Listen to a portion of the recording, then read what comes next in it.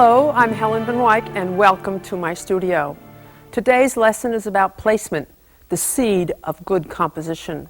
I'm going to do a portrait, a landscape, and a still life, just the placement stage. So let me start with the portrait, and may I introduce you to Herb Rogoff, my model husband, and show you a portrait that I did of him a number of years ago.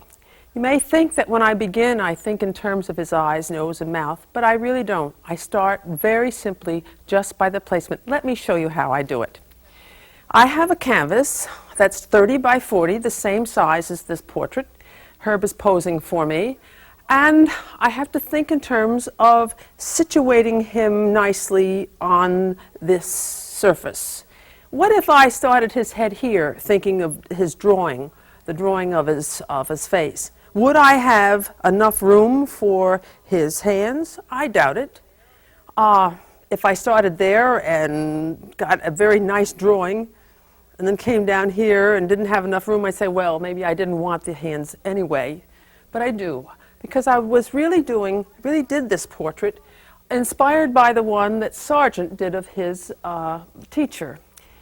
I thought the portrait composition was stunning, and it was a good way to study portraiture. Always liked to study with the best of them, and Sargent was one of the best portrait painters that we had.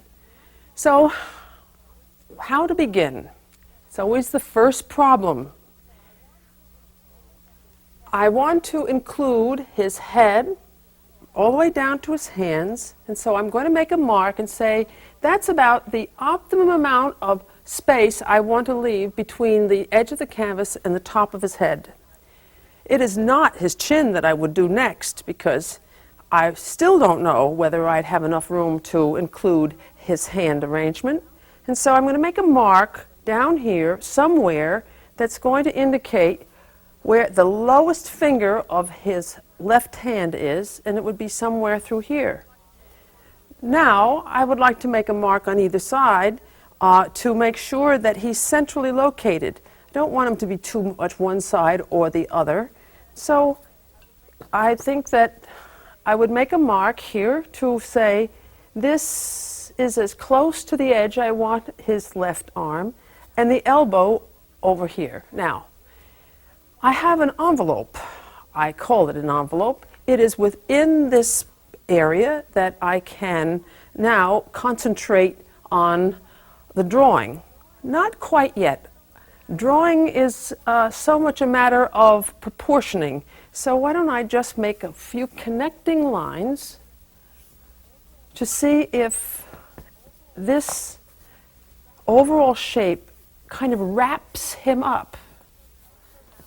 Yes. And so now I know that I've respected the size of the canvas. What if I had a very tiny canvas? I could do the same thing. I just have to reduce it all down to fit into that size. So the size of the canvas is always your consideration, and how big you're going to make it and how much you want to include. Now, this has helped me to begin the drawing problem. How much of from here to here is his head? I can measure it. From the top of his head to his chin, at my arm's length, is this much. I've seen people do this and then go here and they, oh no, it couldn't possibly be that. No, that's not the way to do it. Top of the brush to the top of the head, my thumb at his chin, and I'm going to see how many heads go into from here to his hand. 1, 2 to the buttons, 3 to the end of the jacket, and 4, almost 4 to his fingertip. So I can divide this into, well, 1, 2, 3, 4. So this is going to be his head size, this is going to be the buttons, this is going to be the end of the jacket, and this is going to be where his hand is. To carry on, still thinking in terms of the organization of the entire subject on the canvas, not how fascinating he looks at this point, I'm going to see how much is to the left and how much is to the right, kind of dividing him in half, starting with, let's say, his nose. from his nose over to the left side of his body, is that bigger or smaller than from his nose to the right side? It's smaller. In fact, from the center of his face, from here to here, equals to his shoulder. Let me see if I can get that in. Everything is now being geared according to the size of the head. So my mind is not on drawing, it's on placing the big elements. Maybe I could take a chance, always take a chance. This is going to be where his head is going to be. Not seeing it any more than the space that it's taking up. The other larger element is the upper part of his torso, and I like to relegate the shapes into simple ovals. That's his arm, his forearm. This is the other part of his arm and his hand. And this arm, down this way, the other part of his arm and his hand. Oh yes, it's so difficult. But I kind of go by saying, I can only think of one thing and do one thing successfully. I can't do two things, think of two things and do two things successfully, so I have to relegate this to the simplest of beginnings. And then this, I know where the buttons were, and so now I have where the collar is, and then simplifying his jacket into saying, well, it's double-breasted, so I have two lines of buttons, and he looks big on this. One of the things about painting is that you have to do it and judge it. You don't have a way of knowing how it's going to look before you do it. You have to do it and see how it works. And so now that I know it's going to fit, I know I'm including all that I had in mind, now I can start putting the drawing within that overall, the overall marks, and start zeroing in on how much his hair, where his eyes are, where his nose is, of course his mustache, and so on. Always looking where I've been, not where I'm going, because where I've been tells me where to go. If I have his chin here, I know that then his collar is down from it, and then this is going to go to the buttons in through here, and so on. So, I wanted to show you how I initiate a portrait, and it's always starting the shape, respecting the size of the canvas.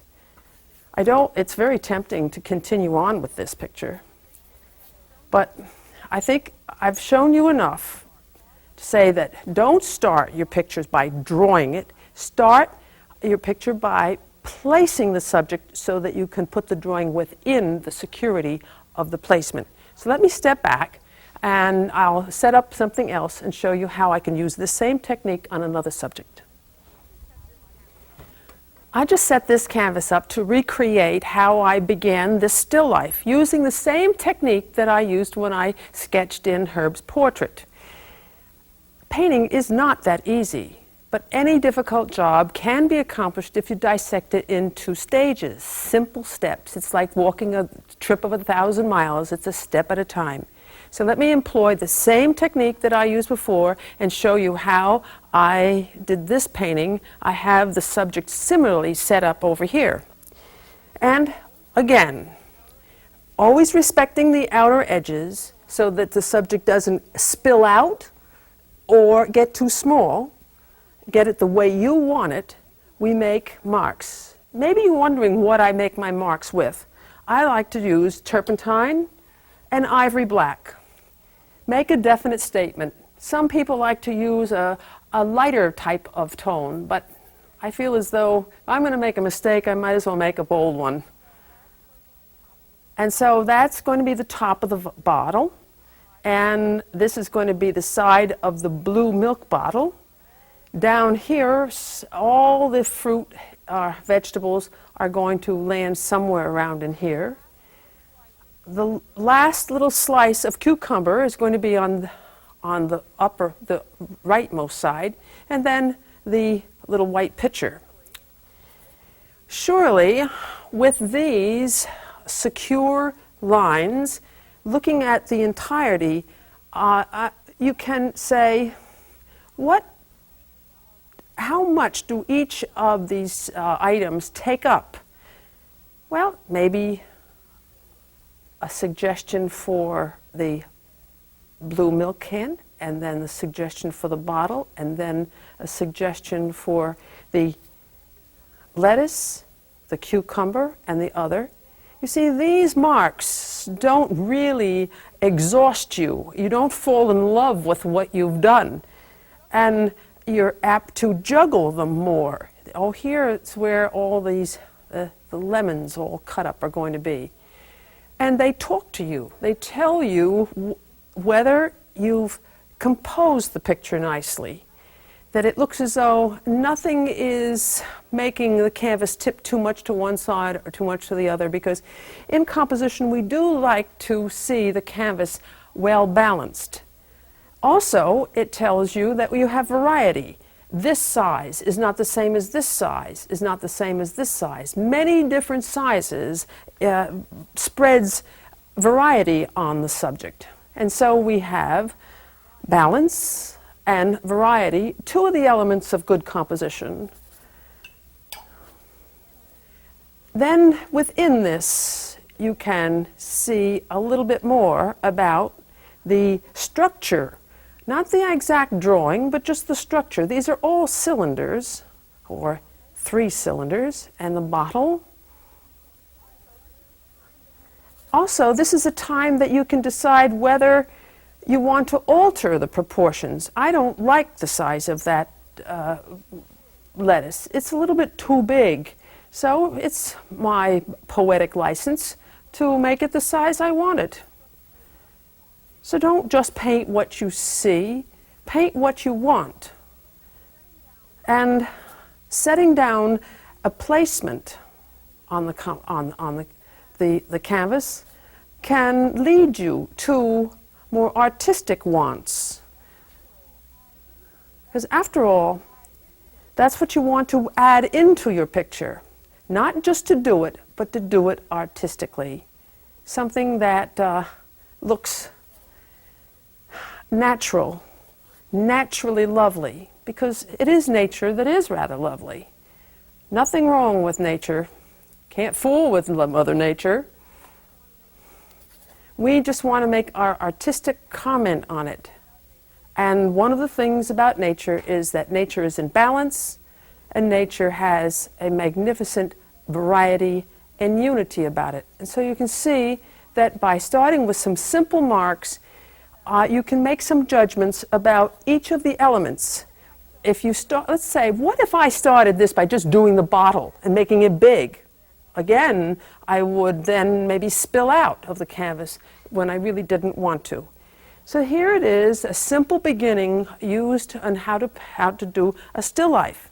Oh, but now I want to show you how to place a landscape, and this system doesn't work. You have to alter this system because outdoors you're just so overwhelmed with everything. So let me take this canvas down and get a canvas so that I can show you how I go about seeding a composition in landscape. Now we're faced with the problem of composition in the great outdoors. This is a painting I did in Gloucester a number of weeks ago.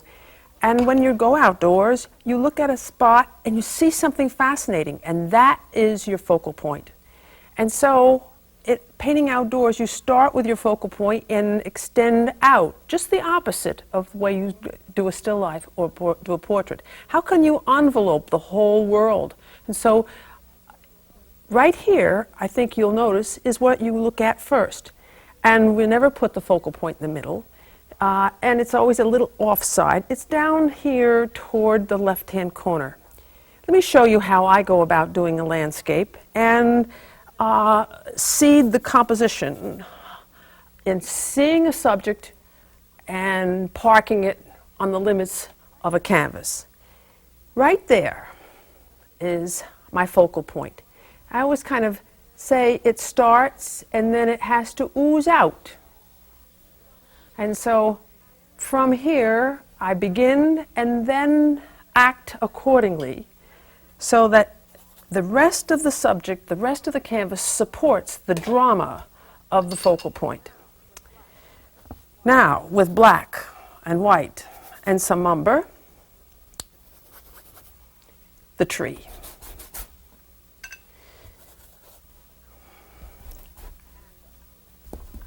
And how much it takes up. Sometimes, because outdoors you have the sun moving constantly, you have to be as quick as possible, expedited as easily as possible. Washing the dark pattern in with a cloth is easier than trying to wash it in with a brush. Sometimes when you have a brush in your hand, it can do so many wonderful things. You start to see the details rather than the general overall appearance that you should start with, because you really should always have the simplest of beginnings. Let me do this painting for you. And so, with a little bit more strength of drawing, now that I know where the tree is going to be, I'm going to say, yes, that's the trunk, and then I have another branch that goes off to the left. It's sinking in. This is one of the things I liked about it. I saw it and it led over to the right, and so I left more space over to the right. It was almost automatic that I felt that the focal point should be on this side, because I did enjoy the fact that as I saw the tree, I did see the fence in relation to it, and the rocks. By the way, this is a version of something that's right down the street from our house. The only thing I did is I eliminated the house. That's the wonderful thing about being a painter. It's your picture. You can do anything you want with it. And sometimes eliminating is better, is more wise than including more. Edit what you see. Simplify it and get good, strong patterns. Well, as many of you know who have seen me before, when painting anything, you have to have a place to start. And since we're trying for the depth dimension, way in the back and then come forward, it almost seems practical to start with that which is furthest away, and that would be the sky.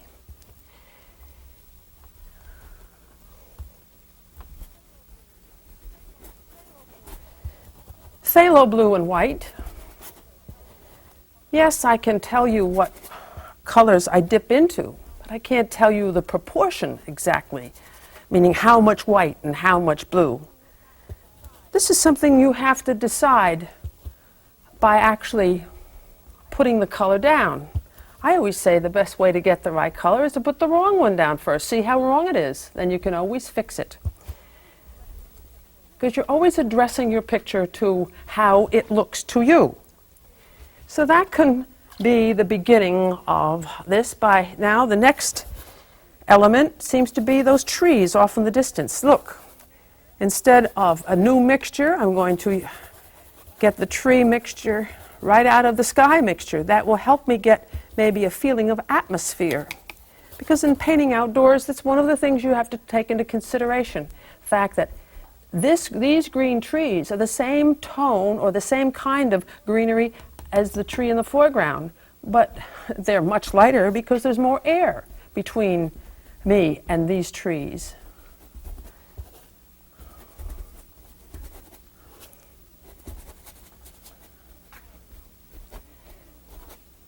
And painting distant trees, try to, again, employ a little bit of what I spoke about when I was showing you the placement and composition of still life. Try to make that shape have variety, not all exactly the same, as though It looks like you're a whole bunch of lollipops all in a row.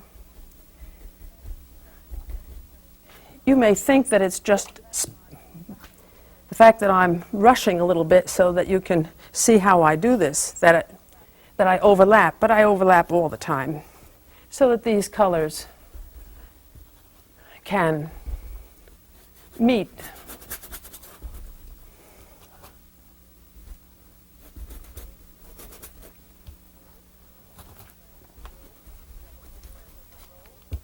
And then there's a road, yellow, ochre, and white in this particular situation.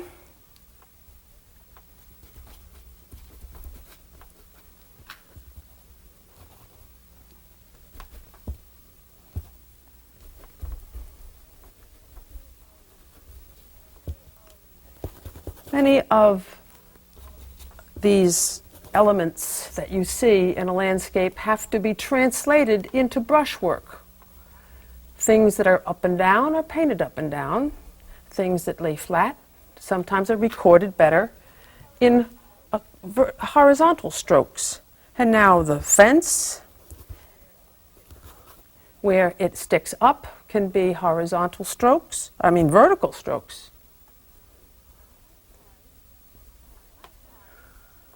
I try, when I paint outdoors, to limit my painting session to 2 hours. Because in 2 hours, the sun remains somewhat the same. All the contrasts are kind of similar. Because here, on this day, the sun was hitting the tops of this stone wall. And the sun was hitting the tops of these stones here. As the day goes on, the whole composition changes, because composition is so much a matter of beautiful patterns of light and dark. And of course, back, now that it's the canvas is all ready for it, I can put the tree back. And this is a cast shadow from the tree in the foreground.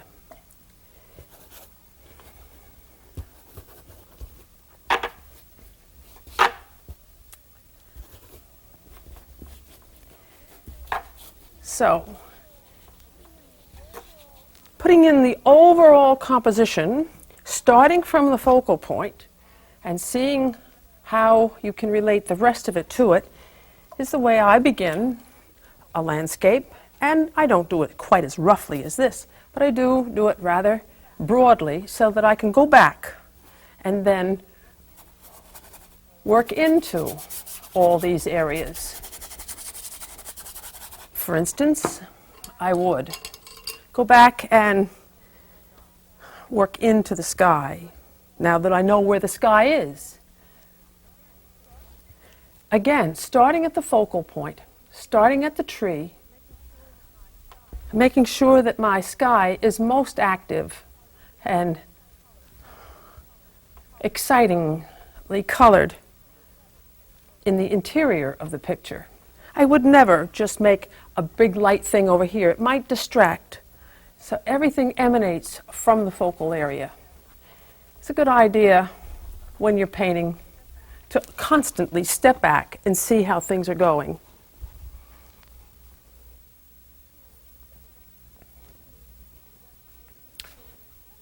You can see that I did spend quite a bit of time developing this focal area. I put sky holes in and made sure that the light was flashing behind this tree and making sure that I had a nice silhouette of this dark tree against the lighter tree and then this grass that comes up in front of it. And so I spend my time developing the focal point. I've taken the painting that I was working from and put it on my easel, and even though it was more advanced than the one I was showing you, because it, after all, they only diagrammed what this important factor of painting, which is the placement and the beginning, and I can see that I would even on this try to focus the eye more on the focal point by livening up the sky right around here, maybe being a little bit more accurate about these little sky holes, making sure that the interest stays right in through here. Maybe this could be brightened.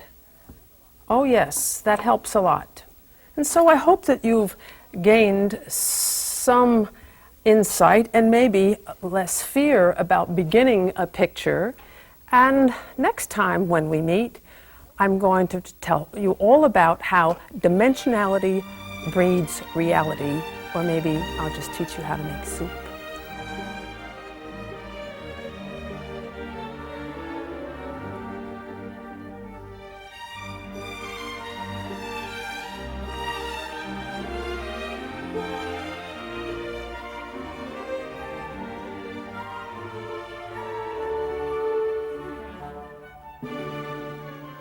Hello, I'm Helen Van Wyk, and welcome to my studio.